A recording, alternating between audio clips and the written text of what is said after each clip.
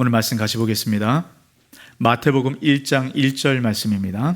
신약성경 마태복음 1장 1절 말씀 제가 봉독합니다.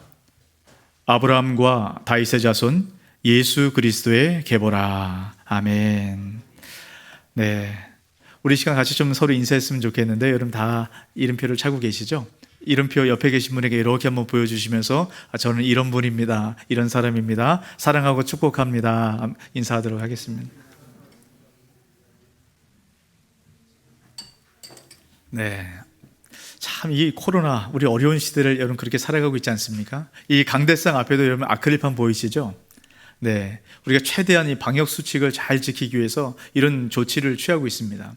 이런 기독교는 전통적으로 이 방역 수칙을 잘 지키고 높은 시민 의식을 갖고 살아왔습니다.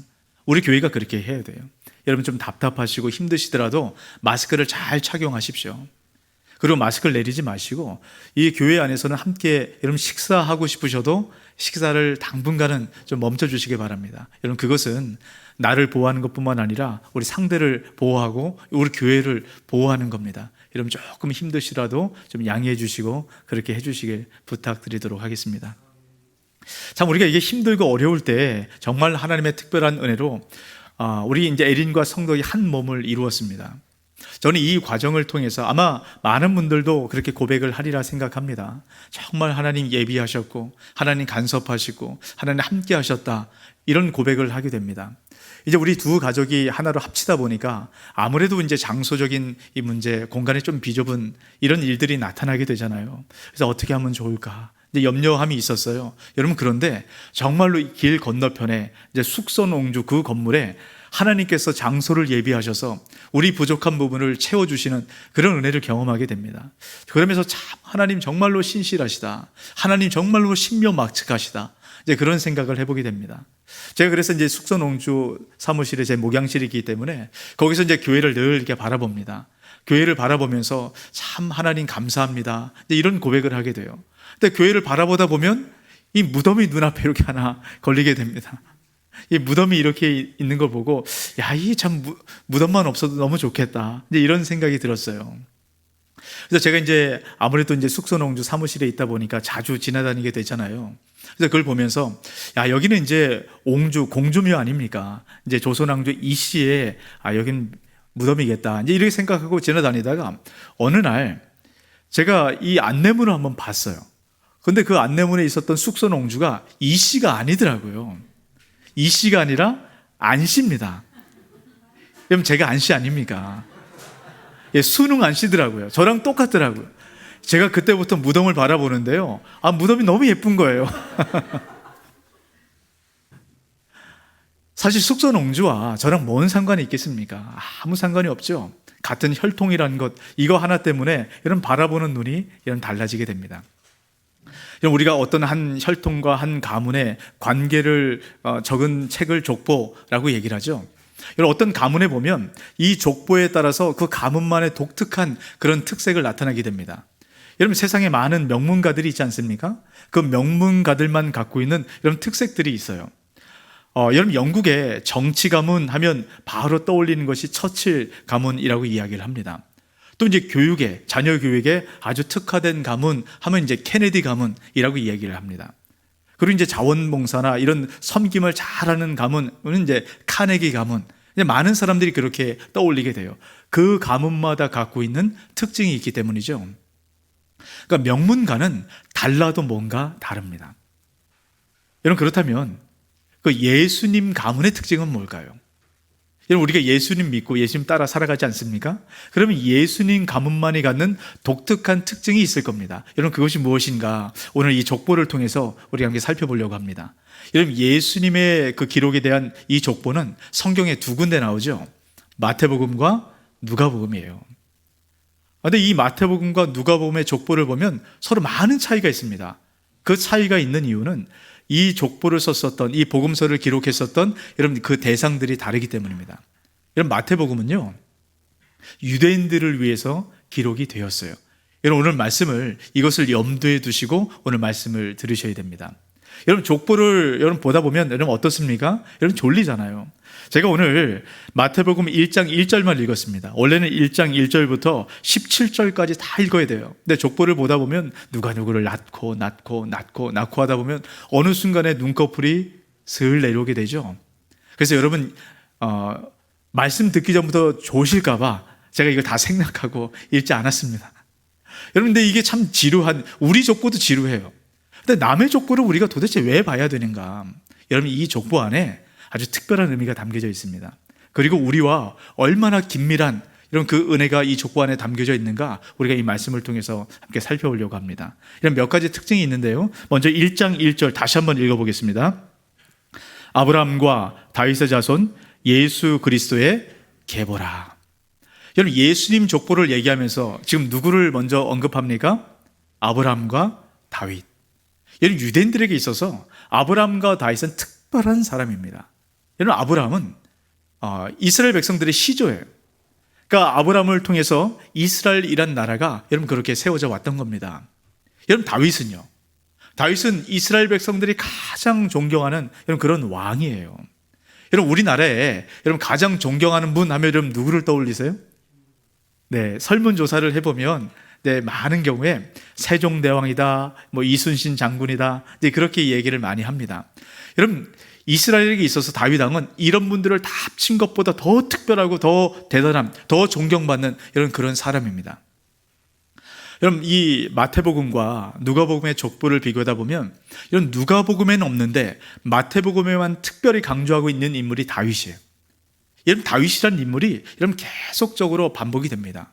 여러분 왜 이렇게 다윗을 반복하고 있을까? 여러분 다윗은 왕입니다. 그러니까 다시 말하면 왕의 가문 안에 예수님께서 태어나셨다. 여러분 이것을 지금 강조하고 있는 거예요.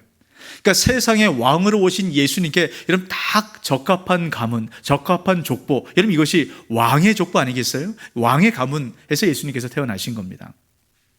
여러분 그런데 이 왕의 족보를 가만히 살펴보다 보면 이 왕의 가문에 어울리지 않는 몇 사람이 이 족보 안에 있는 것을 우리가 발견하게 됩니다. 여러분 어울리지 않을 뿐만 아니고요, 아주 수치스럽고 치욕스러워서 지우고 싶을 만큼 여러분 그런 사람들의 이름이 기록되어 있어요. 여러분 3절 말씀을 한번 보세요. 유다는 다말에게서, 여러분 다말이라는 이름이 나오죠.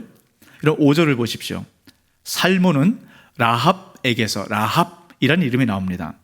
또 보아스는 룻에게서, 룻이라는 이름이 지금 나오고 있어요. 여러분 6절은 어떻습니까? 다윗은 우리아의 아내에게서, 우리아의 아내가 나옵니다. 또 16절 말씀을 보면요, 마리아에게서 그리스도라 칭하는 예수가 나시니라. 마리아라는 이름이 나옵니다. 여러분 이 5명의 이름이 지금 나오고 있어요. 여러분 공통점을 발견하셨나요? 여인의 이름입니다. 여성의 이름이에요. 여러분 잘 아시는 것처럼 예수님 당시에는 여성은 사람의 숫자에도 들어가지 못했습니다. 그렇게 무시받고 천시받던 여러분 그런 시대였어요. 여러분 그런데 왕의 족보에 여성들의 이름이 언급되어 있다는 겁니다. 여러분 이건 말도 안 되는 얘기였어요. 여러분 더 특별하고 더 놀라운 것은 무엇이냐면 여러분 이 5명의 여인의 이름 중에 4명은요 이방인입니다. 지금 마태복음은 유대인들에게 기록되었다라고 제가 말씀을 드렸죠. 여러분 유대인들은 이방인을 개 취급했어요. 상종하지 않았던 여러분 그런 사람은 이방인입니다. 그런데 유대인이 보는 이 족보에 지금 이방인들, 그것도 여인들의 이름을 기록해 놓았다는 겁니다. 여러분 왜 그랬을까요? 더 놀라운 게 있어요. 3명의 여인은 행실이 너무 나쁘고 수치스러운, 아주 창피한 이런 그런 행동을 했던 사람입니다. 여러분 다말을 보세요. 다말이 어떤 사람입니까? 시아버지 유다와 이 관계를 통해서 자녀를 낳은 사람입니다. 여러분 이 근친상간의 문제는 당시에도 아주 중범죄에 해당이 됐어요. 아주 치욕스러운 여러분 그런 이름 아닙니까? 여러분 그리고 라합은 어떤 여인입니까? 가나안 정탐꾼을 여러분 받아들인 여인이잖아요. 근데 이 라합은 본래 직업이 매춘부였습니다. 그러니까 라합은 매춘부 출신이라는 거예요. 여러분 우리가 더 눈여겨볼 인물이 한 사람이 있습니다. 우리아의 아내예요. 여러분 성경을 잘 모르는 사람들은 보면 아마 여기 눈이 머물 겁니다. 다른 사람들은 다 이름을 얘기하는데 왜 우리아의 아내라고 표현을 했을까? 여러분, 우리아의 아내가 누군가요? 솔로몬의 어머니 바세바잖아요. 근데 왜 바세바라고 하면 되지 왜 우리아의 아내라고 굳이 이렇게 표현을 했을까? 이런 의미가 있습니다. 이유가 있어요. 이런 이 바세바는 우리아의 아내입니다. 근데 우리아는 다윗과 평생을 같이 했었던, 정말 전쟁터에서 다윗을 위해서 목숨을 내어 바치면서 싸웠던 충신 중에 충신인 다윗의 용사입니다. 근데 다윗이 우리아의 아내가 탐이 났어요. 그래서 이 우리아의 아내 바세바를 취하기 위해서 결국 우리아를 죽입니다. 여러분, 바세바가 이럴 때 이런 막았어야 되지 않겠어요? 이런 바세바도 동일한 겁니다. 남편을 사지로 몰아놓은 간음한 여인이에요. 여러분, 이스라엘 백성들, 특별히 유대인들에게 있어서 이 족보는 다른 사람들의 이름은 그나마 참을 만할 겁니다. 하지만 우리아의 아내 이 바세바, 이 사건만큼은 다윗을 존경하기 때문에 어떻게든 이 족보에서 빼고 싶은 이런 그런 마음이 있지 않았겠어요? 여러분, 당시에는 족보의 이름을 마음껏 변경할 수 있는 그런 일들이 있었습니다. 예수님을 죽이려고 했던 헤롯 대왕, 여러분 잘 아시죠? 여러분, 헤롯 대왕은 이방인 출신입니다. 그래서 헤롯 대왕의 공식 족보에는 많은 사람들의 이름을 빼버렸어요. 창피하고 수치스럽기 때문에. 여러분, 얼마든지 마태도 그렇게 할 수 있었습니다. 여러분, 족보를 기록하는 이유가 뭡니까? 내가 명문 가문이다. 그래서 내가 이런 대단한 사람이다. 사람들에게 알리기 위해서 여러분 족보를 기록하는 거잖아요. 그럼 굳이 마태가 왜 예수님의 족보에, 이 왕가의 족보에 여러분 이런 여인들, 특별히 우리아의 아내 이름을 넣어 놓았을까? 의도적으로 넣어 놓았다라는 거예요. 여러분, 예수님께서 이 땅 가운데 무엇 때문에 오셨는가? 여러분, 그것을 지금 보여주고 있는 겁니다. 마태복음 10장 5절에서 6절 말씀 같이 한번 읽습니다.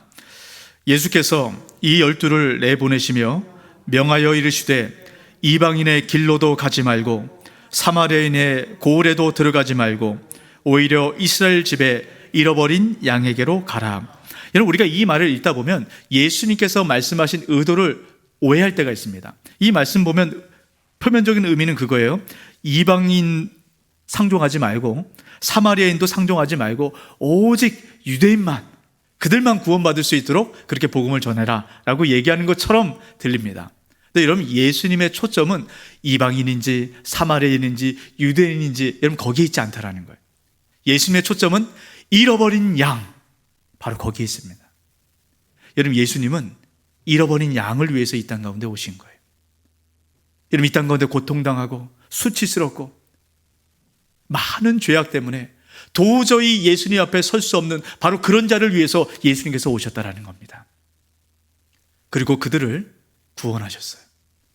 감히 예수님 족보에 올라갈 수 없는 사람들을, 그 사람들을 특별히 선택해서 예수님 족보에 올리시고 예수님의 가족으로 삼아주셨다는 겁니다. 여러분, 이것이 예수님 족보의 의미입니다. 여러분, 예수님 족보에 어떤 사람이 올라갔다라고 말씀합니까? 착한 사람이 예수님 족보에 올라갑니까? 뭔가 사회적으로 위치에 있는 사람이 예수님 족보에 올라가나요? 여러분, 아닙니다. 낮은 자, 잃어버린 자, 바로 그런 자들이 예수님 족보에 올라가는 거예요. 여러분, 우리가 바로 그런 자 아니었습니까? 여러분, 우리가 감히 주님 앞에 설 수 없었던 그런 죄인이었어요. 그런 우리를 주님께서 구원하셔서 우리를 가족 삼아 주신 겁니다. 바로 그런 주님의 은혜로 말미암아 가족 삼아 주신 자들이 함께 모여 있는 곳이 여러분 바로 교회입니다. 여러분, 그걸 믿으십니까?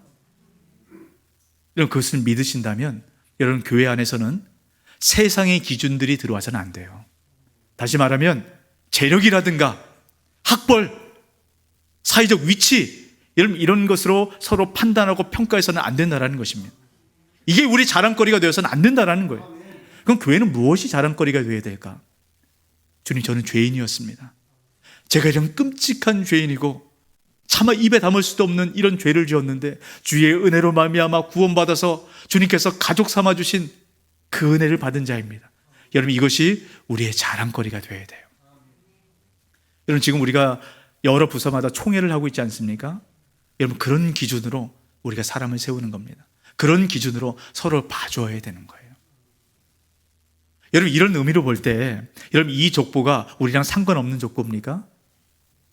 여러분, 우리가 예수님 족보 안에 있는 거예요. 오늘 족보를 가만히 보면 여러분, 이 족보는 예수님으로 끝이 납니다. 근데 예수님으로 사실 끝이 나지 않아요. 예수 그리스도 안에 낳고 안준혁을 낳고 또 여러분의 이름을 넣어서 여러분을 낳고 여러분, 이렇게 되는 겁니다. 여러분, 우리는 예수 그리스도 안에서 나음을 받은 예수님 족보에 올라가 있는 사람이에요. 저뿐만이 아니라 여러분, 또 옆에 계신 분이 바로 예수 그리스도 안에서 우리 가족된 자들입니다. 우리 옆에 분 한번 살짝 쳐다보시겠어요? 이분이 바로 우리 가족이에요. 그렇게 한번 고백해 볼까요? 당신은 나의 가족이십니다. 우리 가족입니다. 여러분, 그런데 여러분, 가족의 느낌이 드세요? 옆에 계신 분이 처음 보는데 무슨 가족이야. 여러분, 우린 예수 그리스도 안에서 가족입니다. 근데 이 가족의 친밀함을 경험하기 위해서는 우리가 마음에 새겨야 될 것이 한 가지가 있어요. 여러분, 우리 가족, 이 가족을 다른 말로 표현하는 것이 있습니다. 식구라고 얘기를 하죠. 이 식구는 먹을 식자의 입구자를 사용합니다. 그래서 가족이라는 것은 한솥밥을 먹는 사람을 가족이라고 얘기하는 거예요. 그래서 한 식구라고 이야기를 하는 겁니다. 여러분, 제가 우리 처음으로 합병 예배를 드릴 때 여러분, 결혼에 대해서 말씀을 드렸습니다. 이제 우리 에린과 성덕이 함께 결혼해서 한 가족이 되었어요. 근데 이 가족으로서 친밀감을 경험하기 위해서는 한솥밥을 먹어야 됩니다. 그러니까 식탁 교제가 필요하다는 겁니다. 여러분, 우리가 지금은 코로나19 상황 때문에 지금 식탁 교제를 못하고 있어요. 하지만 이것이 정리되고 진정이 되고 나서는 여러분, 어떻게든 함께 식탁 교제를 하셔야 됩니다. 여러분, 그래야만 친밀해져요. 제가 지난주에 목장교회 말씀을 드렸죠. 여러분, 목장교회 가장 핵심 중에 하나는 식탁 교제입니다. 여러분, 식탁 교제하는 것 때문에 힘들고 불편할 수 있습니다. 그럼에도 불구하고 식탁 교제가 중요합니다. 그래야 친밀감이 형성이 되는 거예요. 여러분, 우리가 지금은 코로나 때문에 식탁 교제 할 수가 없지 않습니까? 여러분, 지금은 식탁 교제 말고 이렇게 마음을 나누고 또 때는 선물도 하고 여러분, 이런 마음에 표현하는 것들이 여러분, 필요해요. 그래야만 친밀해집니다. 근데 여러분, 이것은 세상에 많은 사람들이 알고 있는 것이고 세상의 사람들이 이렇게 하고 있는 겁니다. 그럼 이제 친밀해지거든요. 여러분, 하지만 우리 그리스도인은 그리스도 안에서 가족이 되기 위해서는 우리가 함께 먹어야 될 음식이 있습니다. 여러분, 다른 음식들은 먹어도 되고 안 먹어도 돼요. 하지만 이 음식은 반드시 먹어야 됩니다. 여러분, 그 음식이 뭘까요? 요한복음 6장 35절 같이 있습니다. 예수께서 이르시되 나는 생명의 떡이니 내게 오는 자는 결코 줄이지 아니할 터이요 나를 믿는 자는 영원히 목마르지 아니하리라. 여러분, 우리가 생명의 떡을 먹어야 됩니다. 우리가 생명의 떡을 먹기 시작할 때 우리가 예수 그리스도 안에서 가족이 되는 겁니다. 우리가 예수님 가족이 되는 거예요. 그리고 우리 서로가 가족이 되는 겁니다. 여러분, 그러면 생명의 떡이 뭐예요? 생명의 떡을 먹으라고 얘기하는데 여러분, 요한복음 6장에 보면 예수님께서 말씀하십니다. 나는 생명의 떡이다. 내 살을 먹어라. 그래 영생에 이를 것이다 말씀하셨어요. 이해되지 않는 이 말씀 앞에 많은 사람들이 예수님을 떠나가기 시작합니다. 이게 무슨 말이야? 여러분, 그때 예수님께서 12 제자를 바라보시면서 이렇게 말씀하셨어요. 너희도 떠나려느냐? 여러분, 그때 베드로가 아주 놀라운 고백을 합니다. 요한복음 6장 68절입니다. 시몬 베드로가 대답하되 주여 영생의 말씀이 주께 있사오니 우리가 누구에게로 가오리까? 여러분, 생명의 떡을 영생의 말씀이라고 지금 이야기하는 겁니다. 우리가 생명의 떡을 먹는다는 것은 예수 그리스도의 말씀을 듣고 이 말씀대로 살아내는 것, 이것이 생명의 떡을 먹는 거예요. 이렇게 생명의 떡을 먹는 것, 다시 말하면 말씀대로 순종하고 살아가기 시작할 때 여러분, 우리는 예수 그리스도의 가족이 되는 것이다 라고 말씀하고 있습니다. 우리가 생명의 떡을 먹어야 돼요.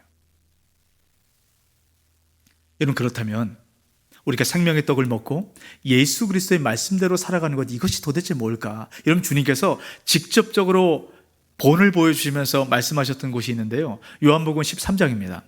여러분, 마지막 만찬의 시간이에요. 예수님께서 제자들을 구원하셨죠. 그리고 가족 삼아 주셨습니다. 그리고 가족된 제자들과 함께 마지막 만찬의 자리를 하세요. 그리고 그 마지막 가족과 함께하는 그 식탁의 자리에서, 하나님 나라의 그 가족된 그 식탁의 자리에서 예수님께서 제자들에게 분명하게 말씀합니다. 너희는 내 가족이야. 가족된 자들이 어떻게 해야 되는지 내가 너희들에게 보여줄게 하시면서 주님께서 하셨던 말씀이 있습니다. 요한복음 13장 14절 15절 같이 한번 있습니다. 내가 주와 또는 선생이 되어 너희 발을 씻었으니 너희도 서로 발을 씻어주는 것이 옳으니라. 내가 너희에게 행한 것 같이 너희도 행하게 하려 하여 본을 보였노라. 여러분, 한 가족이 된다는 것은 서로 발을 씻어주는 거예요. 이것이 가족됨의 증명입니다. 여러분, 발은 누가 씻어주는 겁니까? 종이, 제자가 주인에게, 선생님에게 씻어주는 것, 여러분, 이것이 당연한 겁니다. 낮은 사람이 높은 사람에게 씻어주는 것, 여러분, 이것이 발을 씻어주는 것이 당연한 원리예요. 근데 예수님께서는 선생님이십니다. 주인이세요. 근데 그런 주님께서 여러분, 낮은 자들의 발을 지금 씻어주고 계십니다. 여러분, 왜 그럴까요? 가족이기 때문이에요. 여러분, 가족은 높고 낮은 것이 없습니다. 여러분, 우리 부모님이 우리 어린아이들의 발을 씻어주지 않습니까? 여러분, 왜 씻어주세요? 가족이니까요. 여러분, 가족은 그런 것입니다. 여러분, 예수님께서 그렇게 말씀하세요. 너희가 나의 영적 가족이 되었기 때문에 내가 너희들의 발을 씻어준다. 너희가 이제는 영적 가족들에게 가서, 낮은 자에게 가서 이제 발을 씻어주어서 그들을 너희들이 경험했던 것처럼 예수 그리스도의 가족이 되도록 생명의 떡을 먹을 수 있는 이 식탁의 자리로 그들을 초대하라 라고 말씀하고 있습니다. 여러분, 우리가 그런 사명을 받은 자입니다. 여러분, 우리는 생명의 떡을 먹고 예수님과 한 가족이 된 사람이에요. 우리가 그렇다면 우리가 예수 그리스도의 가족된 것을 증명할 수 있는 방법은 그 생명의 떡을 가지고 여러분, 이 땅의 많은 사람들에게 그 떡을 베풀고 나눠주는 그런 자리로 우리가 가야 되는 것입니다. 그래서 우리가 그런 일을 여러분 이제 하려고 합니다. 우리가 이제 매년 성탄절마다 우리가 이 땅 가운데 주님을 알지 못하는 그 잃어버린 영혼들에게 주님을 전하기 위해서 이런 선물을 우리가 전달하지 않았습니까? 독거노인과 또 조선가정과 이 편부모 가정, 그럼 상한 심령을 가진 이런 그런 사람들에게 우리가 이 선물을 전함을 통해서 예수 그리스도의 축복과 은혜를 전하기 위해서 우리가 그렇게 해왔습니다. 여러분, 성탄절은 예수님께서 이 땅 가운데 오신 그 날은 우리끼리 축제하고 우리끼리 잔치하는 날이 아니에요. 그 생명의 떡을 우리가 먹고 기뻐하고 즐거워해야죠. 근데 그것을 우리끼리만 해서는 안 되고 알지 못하는 주님께서 이 땅 가운데 오신 것처럼 잃어버린 영혼들을 향해 가야 됩니다. 베풀어야 되는 거예요. 그래서 이제부터 여러분 준비하시기 바랍니다. 여러분, 기도하시면서 여러분 준비하세요. 내가 받았던 은혜가 어떤가? 도저히 주님 앞에 나갈 수 없었던 우리를 구원하신 여러분 그 은혜에 감격하시길 바랍니다. 여러분, 그리고 그 은혜에 따라서 이런 선물을 준비하세요. 여러분, 돈으로 하는 것은 가장 쉬운 일이에요. 여러분, 마음을 담으십시오. 여러분, 기도하시면서 여러분 정성껏 준비한 선물, 또 때는 손편지도 좋습니다. 어떤 것이든 좋아요. 하나님, 이 선물을 받은 사람들이 하나님의 그 풍성한 사랑, 그 주님께서 허락하신 그 생명의 떡, 그것을 맛보아 누릴 수 있도록 은혜 허락해 주십시오. 이런 마음을 담아서 이런 그 선물을 하시길 바랍니다. 여러분, 그럴 때 우리를 통해서 그 생명의 은혜가 흘러가게 되는 것이 이 귀한 사명 감당하는 저와 여러분 되시길 주 이름으로 축복합니다. 아멘. 우리가 지금 족보 얘기를 하고 있습니다. 제가 마지막으로 이 족보의 가장 중요한 것 한 가지만 여러분에게 말씀을 드리려고 해요. 이 족보를 통해서 주님께서 도대체 무엇을 말씀하시려고 하는가? 여러분, 17절 말씀입니다. 우리 같이 한번 읽습니다. 그런즉 모든 대수가 아브람부터 다윗까지 14대요, 다윗부터 바벨론으로 사로잡혀 갈 때까지 14대요, 바벨론으로 사로잡혀 간 후부터 그리스도까지 14대더라. 여러분, 앞에 있는 제 족보를 다 요약해서 마지막 17절 한 절로 탁 이렇게 정리를 해놓은 겁니다. 지금 세 부분으로 나눠서 이야기를 하고 있죠. 아브람부터 다윗까지 14대, 다윗부터 바벨론으로 사로잡혀 갈 때까지 14대, 바벨론으로 사로잡혀 간 후부터 그리스도까지 14대. 여러분, 그런데 여러분 14대가 3번이에요. 그럼 이제 42명이 나와야 되지 않겠습니까? 근데 여러분, 이 앞에 나온 사람들의 이름을 하나하나 체크해가면서 읽어보면 총 41명이 나와요. 여러분, 42명이 나와야죠. 근데 41명이 지금 나와요. 그래서 지금 이 마태가 어떻게 하냐면 다윗의 이름을 한 번 더 기록합니다. 그래서 42명을 억지로 맞춰요. 여러분, 그리고 이 두 번째 단계, 다윗부터 바벨론으로 사로잡혀 갈 때까지 이게 다윗 가문의 후손들을 얘기하지 않습니까? 여러분, 이 다윗 가문의 이 왕가의 후손들 총 몇 명입니까? 20명 아니에요, 20명. 20명인데 지금 몇 명이라고 얘기해요? 14명. 그럼 6명을 잘라버렸어요. 지금 마태가 억지로 14을 맞추고 있다는 겁니다. 여러분, 왜 그럴까요? 여기에 중요한 의미가 담겨져 있습니다. 여러분, 이스라엘 백성들에게, 유대인들에게 7이라는 숫자는 특별합니다. 여러분, 하나님께서 이 세상을 창조하시고 7번째 날에 뭘 하셨습니까? 쉬셨어요. 안식을 하셨습니다. 여러분, 7이라는 숫자는 안식을 의미해요. 여러분, 14라는 것은 7, 안식이 2번 겹친 숫자를 여러분 14라고 얘기를 합니다. 여러분, 그것이 지금 3번 나오고 있습니다. 그러니까 안식을 의미하는 7이 총 몇 번 나온 겁니까? 6번 나온 거예요. 그리고 족보가 끝납니다. 그리고 마지막 예수님으로 끝이 나요. 여러분, 예수님은 안식을 의미하는 7이 7번째 시작되는 그 문을 여신 분이 예수님이라는 겁니다. 여러분, 예수님께서 왜 이 땅 가운데 오셨는지 여러분 아시겠어요? 이 땅 가운데 잃어버린 영혼들, 도저히 주님 앞에 설 수 없었던 그 영혼들, 그래서 그 안식하며 살아갈 수 없는 그 심령들에게 안식을 주시기 위해서 이 땅 가운데 오셨다라는 겁니다. 여러분, 그 안식을 주시기 위해서 하신 것이 무엇입니까? 예수님의 몸인, 이 생명의 떡인 예수님의 몸을 찢으심으로 말미암아 여러분 이 땅 가운데 안식을 허락하셨다라는 거예요. 여러분, 그래서 우리가 구원을 받은 것입니다. 예수님의 은혜는, 하나님의 은혜는 낮은 곳에 임하게 되는 것입니다. 여러분, 우리가 예수 그리스도로 말미암아 이미 우리에게 허락된 이 안식의 은혜, 여러분, 우리가 예수님을 통해서 여러분 안식을 의미하는 7번, 7의 7번째 문을 여신 여러분 예수님을 통해서 이 땅 가운데 온 게 뭡니까? 이미 임한 하나님 나라. 여러분, 하나님 나라는 안식이라는 거예요. 쉼이라는 겁니다. 참된 만족이 그 안에 있다라는 거예요. 예수님께서 이미 그 문을 여셨습니다. 근데 여러분, 그 은혜를 누리고 살아가십니까? 이미 하나님 나라가 임했다라고 하는데 그럼 왜 우리가 그 안식을 누리지 못할까요? 난 예수님의 가족이 아니기 때문일까요? 아닙니다. 내가 낮아지기 시작할 때, 낮은 자리로 들어가기 시작할 때, 내가 주의 은혜가 아니면 살아갈 수 없는 자임을 고백할 때, 내 슬픔과 내 아픔과 내 절망과 그 모든 것을 가지고 내가 주님 아니면 살아갈 수 없습니다 고백하고 주의 이름을 부르기 시작할 때, 낮은 자리로 들어갈 때 이런 그곳에 안식의 은혜가 흘러가는 것입니다. 이런 그 은혜를 누려받게 되시길 주 이름으로 축복합니다. 여러분, 그래서 그 안식의 은혜가 내게 채워졌을 때 내가 비로소 이 세상에 생명의 떡을 전하는 이런 그런 축복의 통로가 여러분 되는 거예요. 주님께서 우리에게 맡겨주신 이 귀한 사명, 기쁨으로 감당해내는 저 여러분 되시길 주 이름으로 축복합니다. 아멘. 이 말씀을 기억하시고 우리 함께 찬양합니다.